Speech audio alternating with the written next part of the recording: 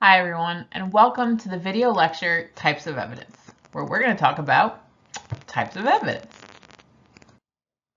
Now, when we talk about evidence, it's important to understand what we mean by that.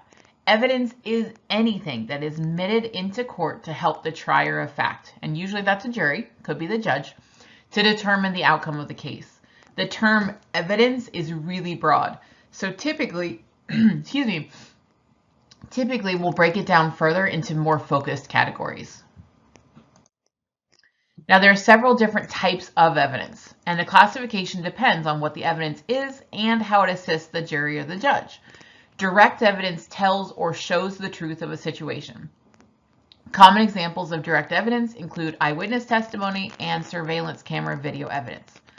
Evidence can also be indirect, meaning that the evidence itself doesn't directly link the suspect to the criminal activity, but it shows interaction between elements of the crime or a motive for the criminal activity.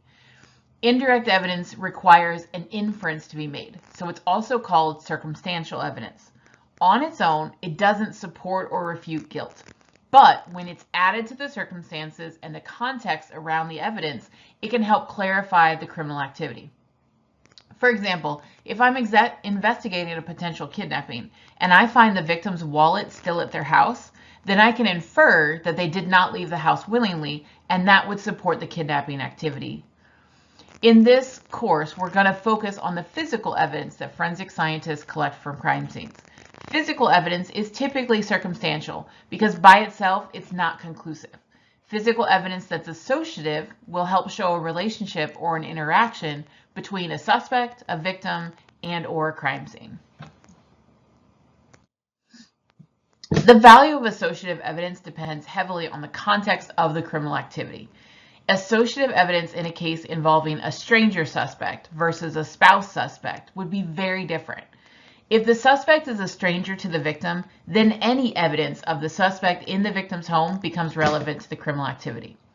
If, however, the suspect is married to the victim, then most evidence of association is expected.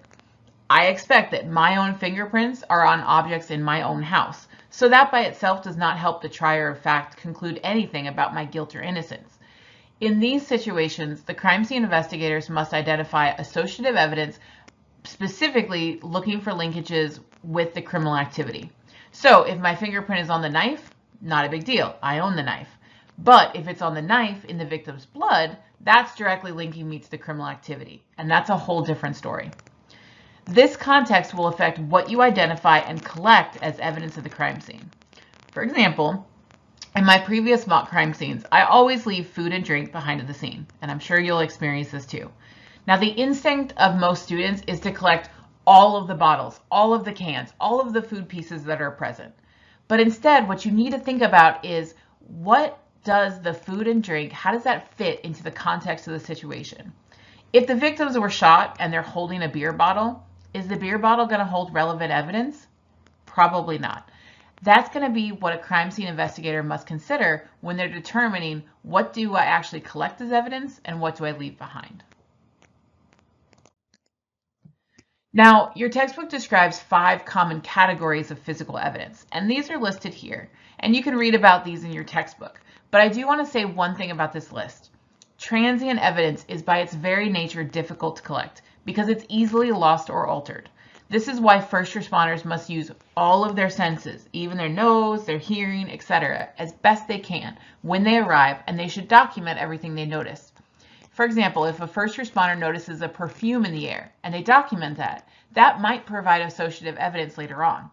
But if there's no documentation, chances are that the perfume smell will be gone quickly and no one will be any the wiser about this potential evidence. Now, when we're trying to analyze evidence to identify the source, we focus on what we call the class and the individual characteristics. Class characteristics associate the evidence with a group of similar items, whereas individual characteristics reveal one specific source. Now, it's important to be aware of our terminology like this when we're documenting evidence. Not all evidence is going to have individualizing characteristics. So sometimes, maybe even oftentimes, we can be stuck with just class characteristics. Now, if the class is small enough, that by itself can be super helpful. But if the class is big, that's not necessarily always super helpful. For example, let's say you found a shoe impression at the crime scene and you match it to a special limited edition shoe that was sold to only 10 people. That's a great suspect pool. Even if the shoe was sold to 1,000 people, you may still find that class characteristic helpful because associative evidence, depending on the geographic location of all 1,000 pairs, could be still helpful. But if you match the impression to a typical Nike shoe that has over 100,000 pairs that are sold, that class characteristic is probably not going to be of much help. All crime scene investigators must be aware of something called Lecard's exchange principle. Edmond Lecard was an early chemist who helped establish the use of microscopic and trace material as a way to identify contact between people and places. Now, Lecard's exchange principle is longer, but it's also usually summed up as every contact leaves a trace. And that acknowledges that we are constantly losing pieces of ourselves, whether it's microscopic hairs, dead skin cells, minute amount of saliva, etc. If forensic scientists can identify and collect these pieces, then that trace evidence can be used to establish a contact. Now, the problem is that just because every contact leaves a trace, that doesn't mean that every contact will result in usable evidence. Because of the nature of the evidence, it may not be identified or collected at all, like transient or trace evidence, or it may yield only common class characteristics that don't allow for more meaningful associations. For example, my hair, if I get a pulled hair that has the root, great, I can do something with that. But if I get a piece of cut hair or hair that falls out, it doesn't have the root anymore, I might just be able to say this is consistent with the hair that we found at the scene, or that I can't be excluded from being the source. But they might not be able to say I am the actual source of the hair. All right, well, that concludes the type of evidence video lecture. Thanks for watching, everyone.